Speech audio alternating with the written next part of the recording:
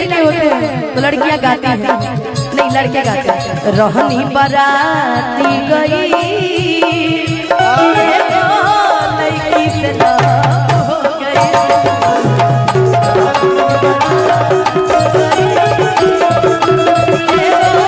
लड़की से लव हो गई, लव हो गई हमारा कब हो गई, कब हो गई हमारा कब हो गई, देख के करेजा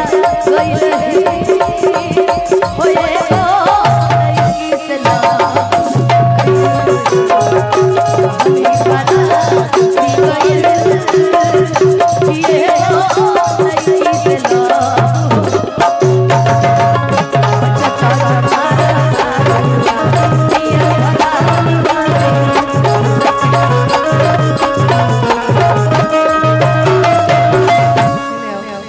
कब बाराती में ऐसे करके टकराई बड़ी केकरो से।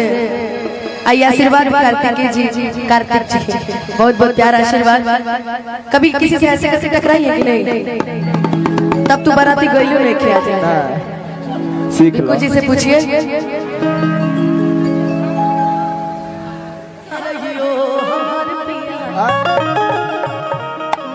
कि दिन भर चाहे जहाँ रहियो हमार पिया,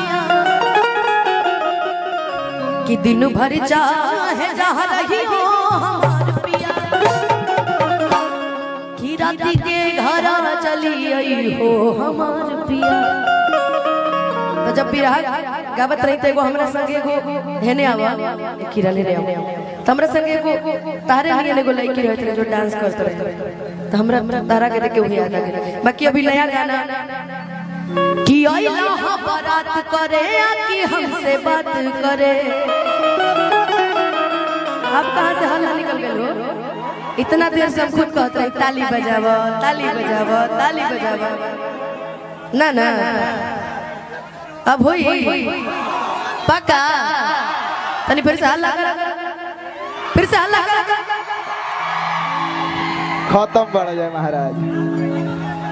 आइला बारात करे कि हमसे बात करे, अब मांगे में मोबाइल नंबर लगातार हाथ धरे,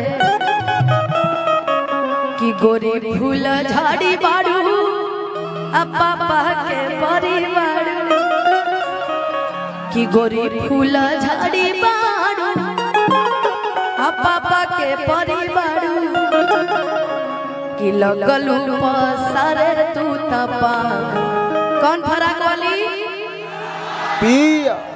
पियर फराक वाली, हरियर फराक तो गर्दा मचा देले बड़े लोग आसमानी बकाया ना। आज पियर पहन के भी आई बड़े, जितना म्यूजिशियन लोग बड़े सब पियरे पहले बड़े ना।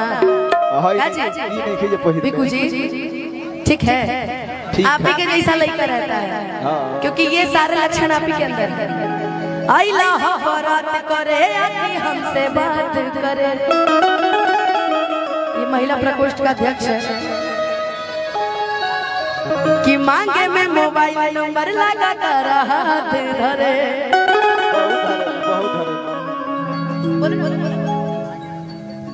हम उस टाइप का लड़का नहीं है। हमको कोई देखेंगे तो ये नहीं कहेंगे कि पियर फराक वाला, हमको देखेंगे तो कहेंगे कि बरतिया अखिया मारा था। बाद में निमने हो। हां निमने हो। ई का कहले हमरा के निमन से कब है दिखाई ना हमरा के दिल न लगे। अच्छा ठीक कि बाबू ने खाली बाड़ू तब दे दा, लेकिन हम खाली नहीं एबरा बड़ा काम है। हां आवा कि आइला बारात करे कि हमसे बात करे,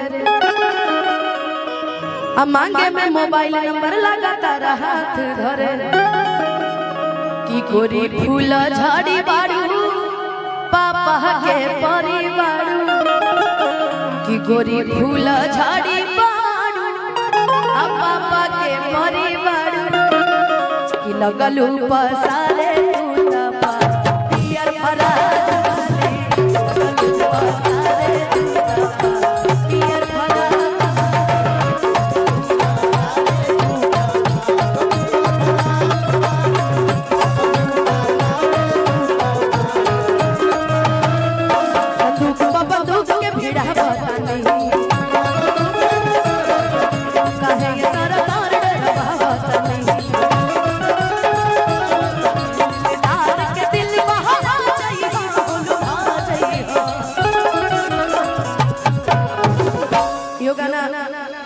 ई गाना से पहले ये गाना आइल रहे कि संदूक पर बंदूक के भिड़ा बतानी भिड़ा दे आ काहे ये सरकार डरवा बतानी कि दिलदार के दिल बहा जाइहा ओ लुभा जाइहा कि हमर धइल धन कुल खा जाइहा जाने यार के हवेली पर